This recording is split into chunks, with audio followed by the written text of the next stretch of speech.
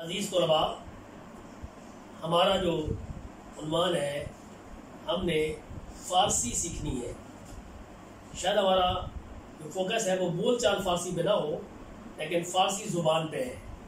فارسی زبان ہم برِ صغیر میں رہنے والے لوگوں کے لیے مشکل زبان نہیں ہے، کیونکہ ہماری جو اردو زبان ہماری قومی زبان ہے اس اردو زبان میں تقریباً کم از کم 50 سے 60% الفاظ فارسی زبان کے شامل ہیں. اس لیے ہمارے لیے یہ کوئی اجنبی زبان نہیں ہے.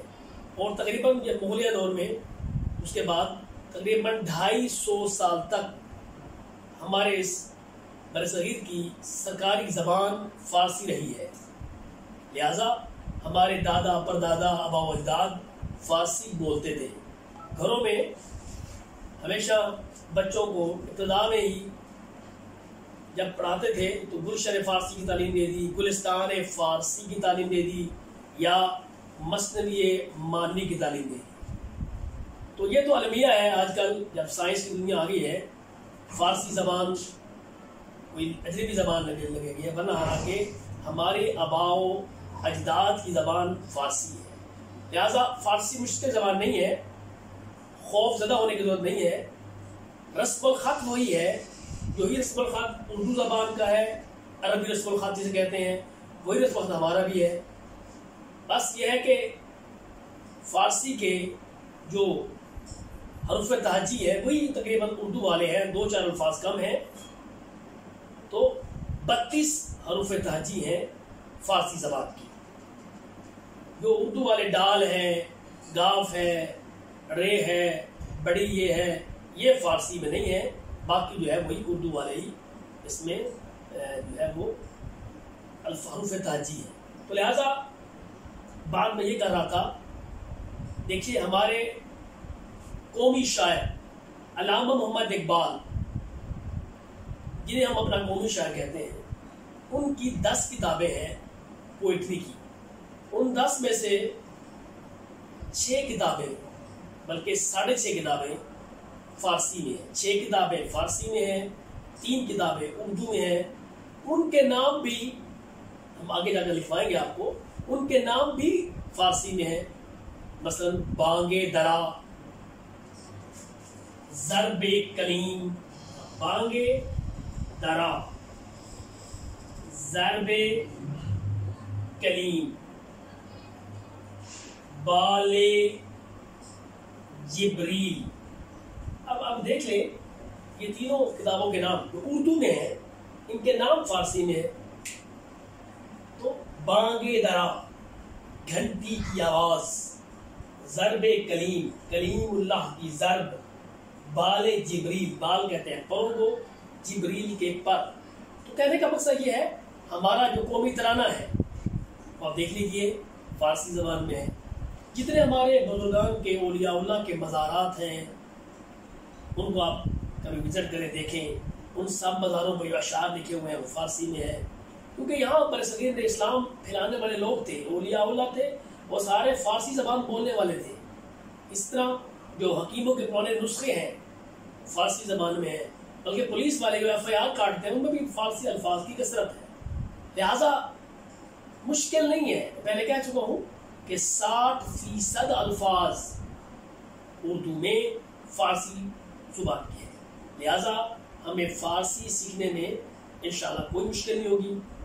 بس صرف آپ کا خوف اتارنا ہے، آپ کو بتانا ہے کہ ہمیں فارسی زبان آتی ہے.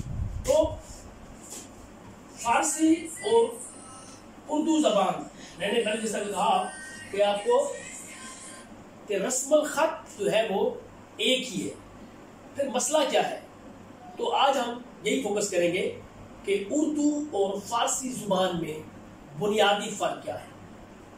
جملے کی ترتیب وہی ہے. دیکھیے اردو زبان میں کوئی جملہ ہو، مثلا اردو میں ہم کہتے ہیں، فرض کریں احمد بازار سے آیا، یعنی احمد کیا ہے؟ فاعل ہے. بازار کیا ہے؟ مفعول ہے. احمد فاعل، بازار مفعول اور آیا کیا ہے فعل. سے ہے اسے ہم کہتے ہیں حرف اضافہ. تو گویا اردو زبان میں جب وہ جملہ ہوتا ہے تو پہلے فاعل آتا ہے، پھر مفعول آتا ہے، پھر حرف اضافہ آتا ہے اور پھر جا کر فعل آتا ہے. فارسی میں بالکل اسی طرح ہے. گویا اردو اور فارسی جملے کی ترتیب وہی ہے، البتہ ایک فرق ہے بنیادی اس میں، وہ ہے حرف اضافہ کا. حرف اضافہ یعنی پریپوزیشن، یہ اردو زبان میں ہمیشہ یاد رکھیے، اردو زبان میں ہمیشہ حرف اضافہ مفعول کے بعد آتا ہے. سے، میں، یہ، کے لیے، یہ جو سارے ہیں حرف اضافہ یہ مفعول کے بعد آتے ہیں، جبکہ فارسی زبان میں جو ہے وہ حرف اضافہ مفعول سے پہلے آتا ہے. فارسی میں کیا ہوگا؟ پہلے فاعل، پھر حرف اضافہ اور پھر مفعول اور پھر فعل. گویا دیکھ لیجئے فاعل ابھی فاعل ہے، یہاں بھی مفعول، یہاں بھی مفعول ہے، یہاں بھی فعل ہے. تو فرق کیا ہے؟ اردو زبان میں حرف اضافہ مفعول کے بعد ہے، جبکہ فارسی میں مفعول سے پہلے. موٹی موٹی بات ہے کہ اردو زبان میں ہمیشہ حرف اضافہ مفعول کے بعد آئے گا، جبکہ فارسی میں مفعول سے پہلے آئے گا. مثلا دیکھ لیجئے احمد کی جگہ احمد، بازار کی جگہ پر آ گیا بازار، آیا یعنی آمد. تو اب فرق کیا ہے؟ احمد بازار سے آیا، احمد بازار آمد آیا. سے جو ہے فارسی میں سے کی فارسی ہے از. کیا ہے جی؟ از. اب دیکھیے احمد از بازار آمد، اردو میں تھا احمد بازار سے پہلے آ گئے، یعنی احمد سے بازار. آپ کو سمجھانے کے لیے کہہ رہا ہوں، مطلب وہی ہے. احمد از بازار آمد، احمد بازار سے آیا. اسی طرح مثلا علی مسجد میں ہے، اردو ہے، فارسی کیا بنے گی؟ علی در مسجد است. اس کہتے ہیں کو. تو اردو میں علی مسجد میں ہے، میں حرف اضافہ ہے، یہ فارسی میں اس سے پہلے آیا. تو علی در مسجد است، وہاں پر ہے علی مسجد میں ہے، ادھر اردو میں. فارسی میں ہے علی در مسجد است، علی در مسجد است. تو اردو اور فارسی زبان میں پہلا بنیادی فرق یہ ہے کہ اردو میں حرف اضافہ مفعول کے بعد، جبکہ فارسی میں مفعول سے پہلے آئے گا. یہ ہے اردو اور فارسی زبان میں پہلا فرق. یعنی اسٹرکچر وہی ہے، اسٹرکچر آف سینٹینس، جملے کی ترتیب وہی ہے، اردو اور فارسی والی بالکل وہی ہے. ایک فرق ہے بنیادی طور پر کہ اردو میں مفعول کے بعد ہے حرف اضافہ، جبکہ فارسی میں مفعول سے پہلے. تو یہ پہلا فرق ہو گیا. پھر ایک دوسرا فرق جو ہے اردو اور فارسی زبان میں، ایک اور بھی فرق ہے، وہ ہے مرکب. فارسی مرکب کی زبان ہے. مرکب دو قسم کا ہوتا ہے. ایک ہوتا ہے مرکب اضافی،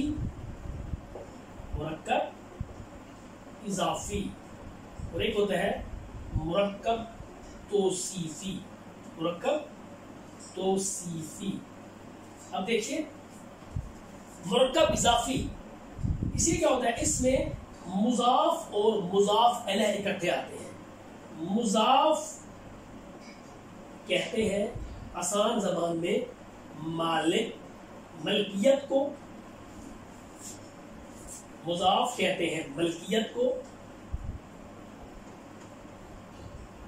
اور مضاف الیہ کہتے ہیں مالک.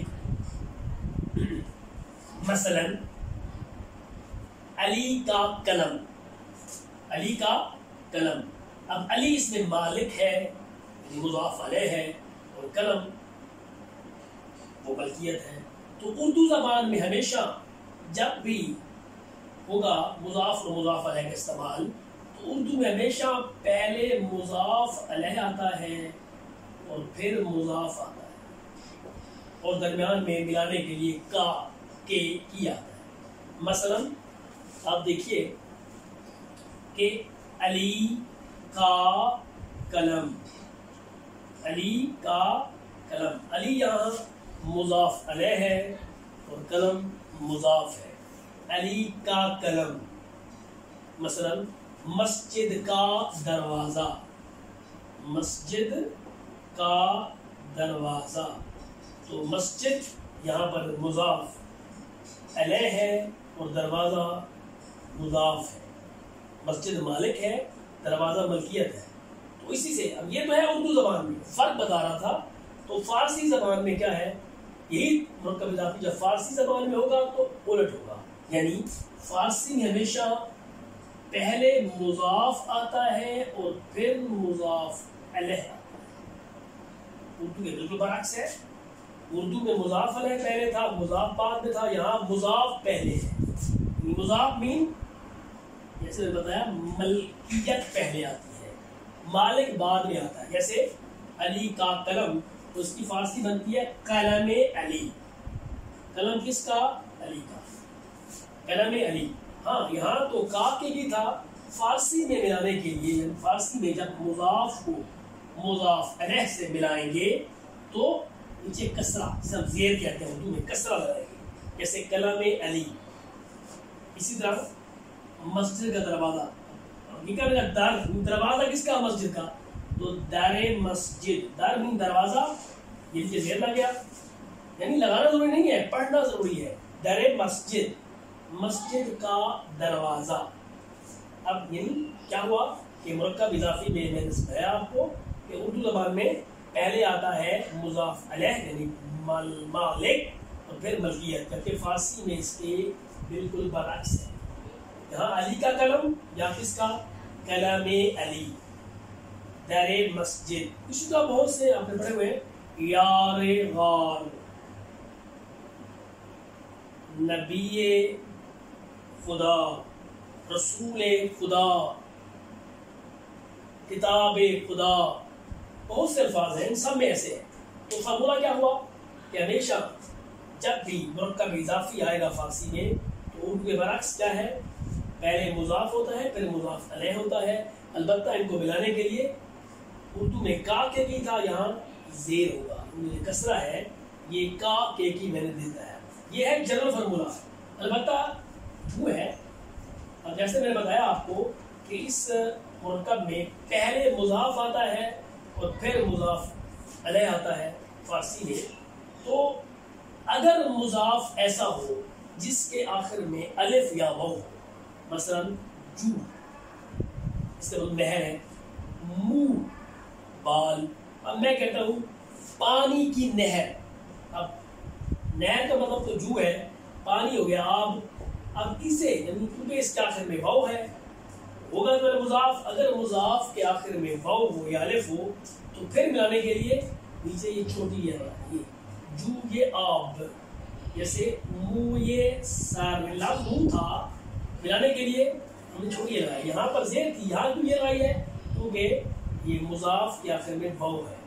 جو یہ آب، منہ یہ سار.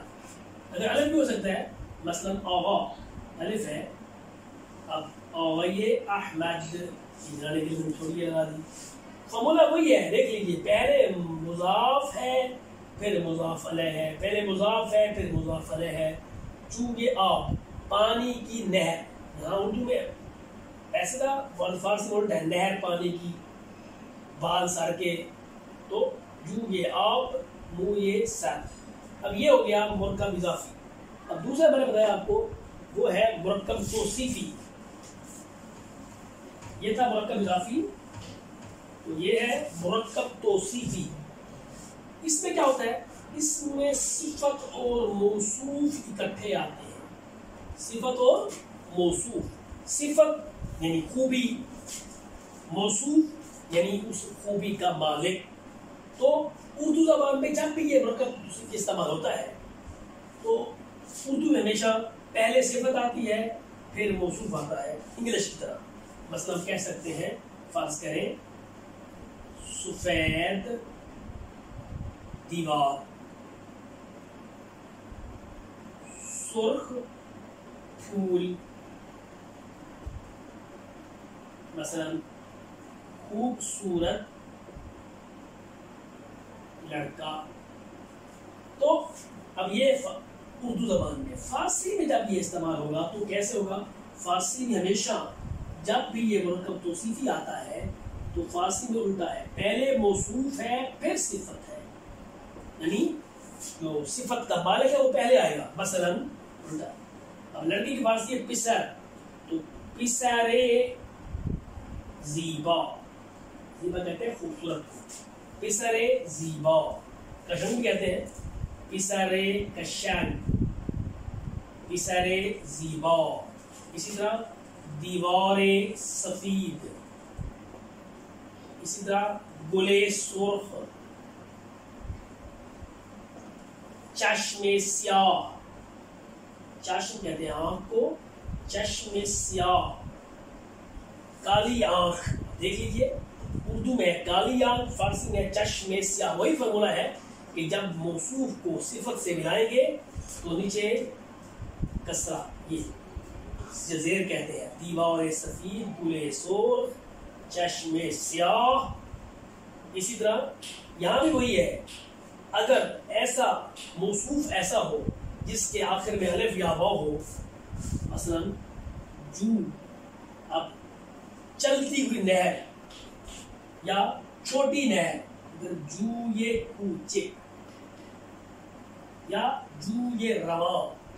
مثلا منہ ہے تو منہ یہ سیاہ، یہاں صفت ہے، منہ یہ سیاہ، کالے بال. منہ فارسی اردو ہوتا ہے پہلے یہ ہے، تو ملانے کے لیے کیونکہ اس کے آخر میں واو ہے، تو کیونکہ موصوف کے آخر میں واو ہے تو صفت کے ساتھ ملانے کے لیے ہم نے چھوٹ دیا ہے. فارمولہ وہی ہے دونوں کا. سمجھنے والی بات یہ ہے، دوبارہ دہرا دوں، کہ اردو زبان میں مرکب اضافی اور توصیفی کا فارسی سے فرق ہے.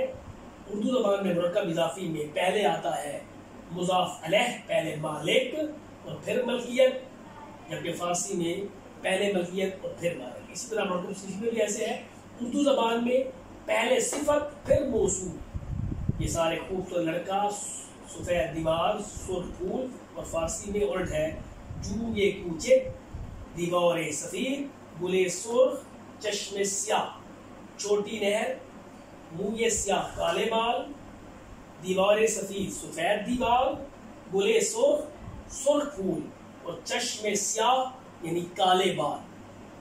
تو یہ تین بنیادی فرق ہیں. اگر ہم شروع جب کریں گے، شروع کرنے سے پہلے اگر یہ آپ تین مین پوائنٹ سیکھ لیں تو پھر آپ کو مشکل نہیں ہوگی، کیونکہ میں نے بتایا کہ جملہ، سینٹینس ایک جیسا ہے، اردو کی طرح ہے، حروف تہذیب وہی ہیں. مشکل یہاں آتی ہے اگر یہی بنیادی فرق آپ تین سیکھ لیں، ایک مرکب اضافی والا اور مرکب توصیفی، یہ دونوں یہ اردو زبان کے بالکل برعکس ہیں. اور جیسے میں نے پہلے بتایا، حرف اضافہ والا پوائنٹ کہ حرف اضافہ جو ہے جسے پریپوزیشن کہتے ہیں، تو میں نے آپ کو بتایا کہ وہ اردو زبان میں مفعول کے بعد آتا ہے، جیسے مسجد میں، بازار سے. اور فارسی میں جو ہے وہ حرف اضافہ مفعول سے پہلے آئے گا، در مسجد، از بازار.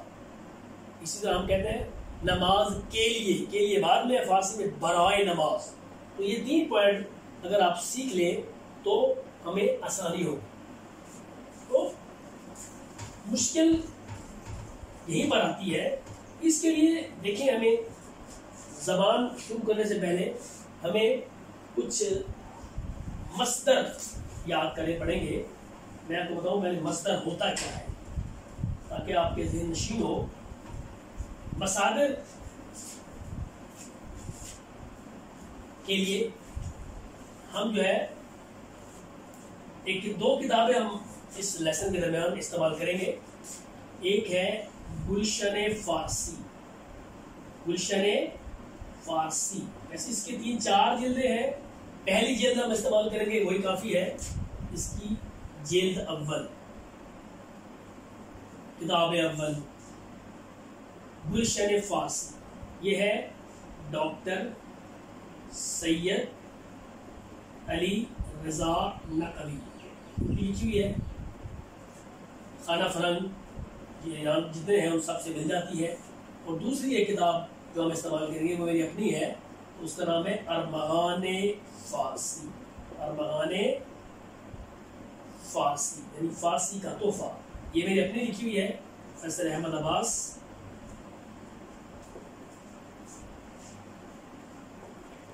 اس کتاب سے ہم مصدر دیے میں مصادر پڑھیں گے. تو پہلے میں بتاؤں آپ کو کہ مصدر ہوتا کیا ہے.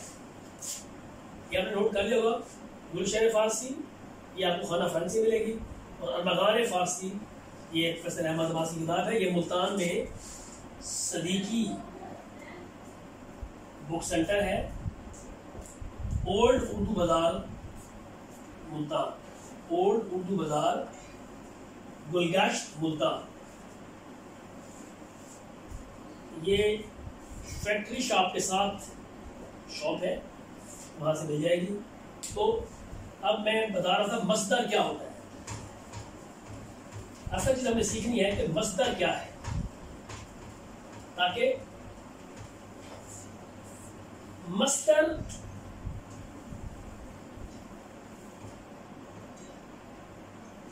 کیا ہے. مصدر کا مطلب ہے، لفظی مطلب ہے کسی چیز کی نکلنے کی جگہ، یعنی کسی شے کے نکلنے کا مقام. ویسے اوریجن آف دا ورڈز یعنی ایسا لفظ جس سے دوسرے الفاظ نکلتے ہوں اسے مصدر کہتے ہیں. کہتے ہیں انفینیٹیز، انفینیٹیز. تو مصدر کا یہ لفظی مطلب میں نے بتا دیا. مطلب کیا بنتا ہے؟ یعنی ایسا کلمہ یا لفظ جس میں کسی کام کا کرنا، ہونا یا سہنا زمانے کی قید کے بغیر پایا جائے. یعنی ہوگا کام کا کرنا، اس میں زمانہ نہیں ہوگا. اگر زمانہ ہو تو اسے ورب کہتے ہیں، یا زمانہ نہیں ہوتا. اردو میں مصدر کی نشانی یہ ہے کہ اس کے آخر میں نورف نہ آتا ہے. جیسے آنا، جانا، خریدنا، فروخت کرنا، دیکھنا، لکھنا، پڑھنا، یہ ہے مصدر. انگلش میں اس طرح to come, to go, to listen. مصدر ضروری ہے. جب تک مصدر نہیں آئیں گے زبان نہیں آتی. تو لہذا اب فارسی میں کیا ہے؟ تو فارسی میں مصدر کی نشانی یہ ہے کہ اس کے آخر میں دال یا تین آتا ہے، دن یا تن آتا ہے. نشانی یہ ہے فارسی میں مصدر کی نشانی یہ ہے، اس میں آخر میں دن یا تن ہوگا. پہچان کیا ہے کہ اس میں کسی کام کا کرنا ہوگا لیکن زمانے کی قید کے بغیر. جیسے آمدن، اس کا مطلب ہے آنا. کردن، کرنا. آوردن، لانا. دیدن، دیکھنا. لیکن سارے مصدر ہیں. آمدن آنا، کردن کرنا، آوردن لانا، دیدن دیکھنا. اسی طرح دیور لکھیں رفتن جانا. تو میں نے بتایا اس لفظ میں دال یا تین آئے گا، اور جب تک یہ مصدر میں نہیں آئیں گے ہم فارسی نہیں سیکھ سکتے. لہذا فارسی سیکھنے کے لیے یہ ہمیں مصدر کا سیکھنا ہمارے لیے بہت ضروری ہے. لہذا میں نے اپنی کتاب کا نام بتایا آپ کو کہ ارمغان فارسی کتاب ہے، اس میں سارے مصدر موجود ہیں. اس کے علاوہ بھی اگر بازار سے آپ کو مصادر والی فارسی مصادر کی کتاب مل جائے، اس میں بنیادی مصادر ہوں گے، لہٰذا آپ مصدر یاد کریں گے تو بات بنے گی۔ لہٰذا ہمیں فارسی سیکھنے کے لیے، کوئی بھی زبان سیکھنے کے لیے اس زبان کے مصدر یاد کرنا ضروری ہے۔ لہٰذا امید واسق ہے کہ جب ہم اپنا اگلا لیکچر شروع کریں گے تو آپ یہ کتاب لے لیں گے، اس میں سے کچھ مصدر ہم لکھوائیں گے تاکہ آپ کو فارسی سیکھنے میں آسانی ہو۔